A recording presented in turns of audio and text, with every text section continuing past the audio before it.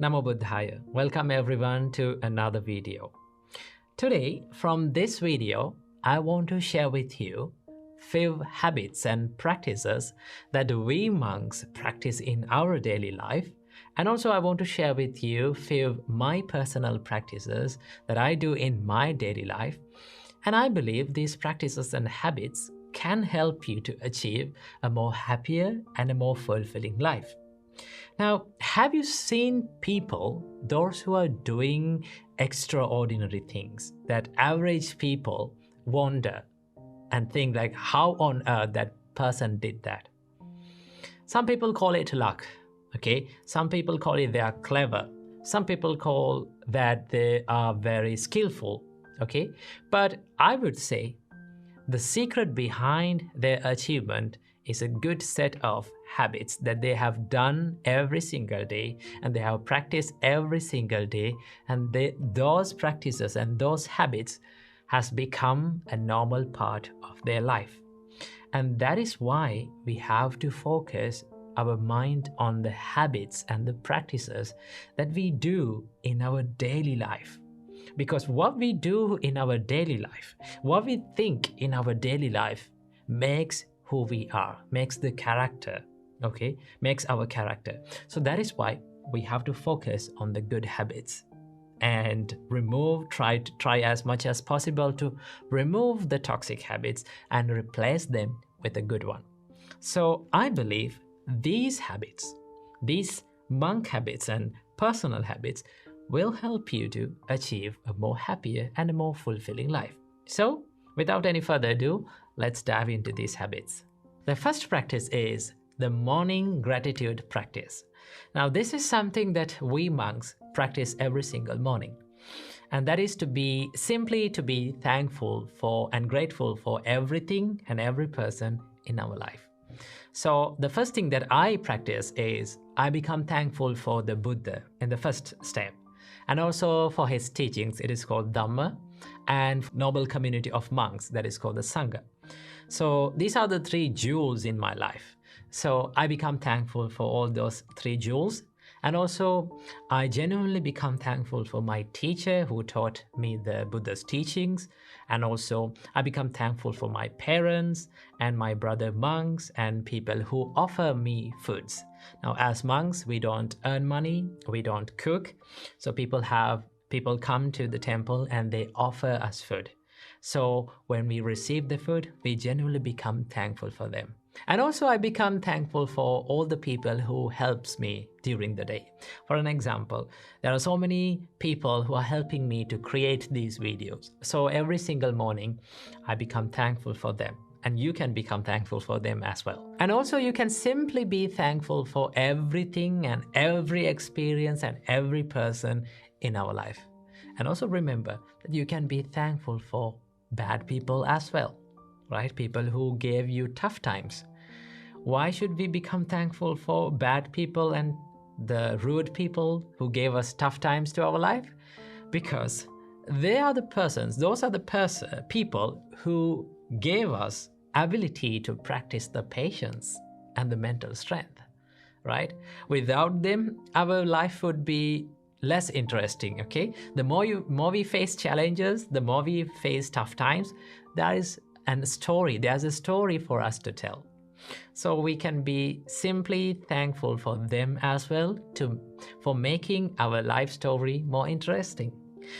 In that way, you can practice this gratitude practice every single morning. When you practice the gratefulness and when you simply become thankful for everything and every person in your life, you start to feel the value of your life. Because sometimes we forget that we have a value in our life and think like, oh, my life is miserable. My life is worthless. My life has no value. But if you really think about it, if you really focus about it, our life is more valuable. And the first practice is that to practice the morning gratitude. The second practice that I want to share with you today is the morning meditation. Morning meditation is one of the most important practices that we do in our monk's life, right? Why meditate in the morning especially? Morning is one of the best times to meditate because your mind is so calm and peaceful in that time. And also your surrounding is calm and peaceful at that time. Okay, so morning meditations give you a refreshed start to your day. So as morning meditations, normally we monks practice, first of all, the love and kindness meditation, and some monks practice mindfulness meditation, breathing meditation, and a lot of meditations. So it depends on your choice what to practice and what not to practice. So morning meditation is one of the best practices and best things that you can do to start your day with a fresh start. The third practice is journaling. Now, this is something that I do every single day to have a good review on the day, right? What I did during the day and what I forgot to do. And also I take time to write down all the good things and all the good deeds that I did and simply be happy about it. And also finally, you can leave some space to write down all the things that you are grateful for in your life. When you write down all the things that you're grateful in your life, and if you do it every single day, it becomes a habit to remember all the good things in your life, all the valuable things in your life, and you will feel much more valuable about your life. So journaling is one of the habits that you can add to your life to make your life more happier and more fulfilling. And the fourth practice is mindful eating. Now, this is one practice that we monks do almost every single day. Normally, as monks, we all only have 2 meals per day. And in some monasteries, some monks have only 1 meal per day. So while we are having our meals, we become mindful and we focus our mind on the food that we are taking, right? So the first step is to recall and reflect on the purpose of eating. Now, what is the purpose of eating? As a monk, we have our food as a help for our health and as a help for our spiritual journey. So when you recall that, you know that you're having your meals with a purpose. And also, the next step is to be more mindful and focus our mind on eating.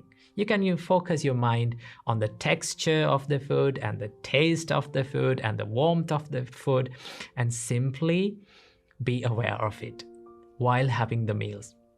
Now, while you are having these meals, the surrounding, and when everyone is having that meal in the same way, the surrounding is very quiet and calm as the monastery's dining hall. One interesting about the monastery's dining hall is the monastery's dining hall is very calm and quiet while the monks are having the meals, because they simply become mindful about their food.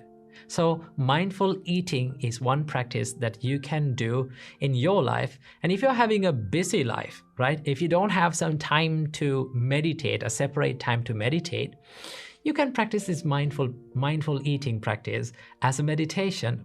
So if you want to know how to practice this, you can watch this video right here that I have done a separate video to how to meditate in a busy life. Check that as well. So this mindful practice is one of the good practices that you can do in your daily life. The fifth and the final practice that I want to share with you today is planning the day.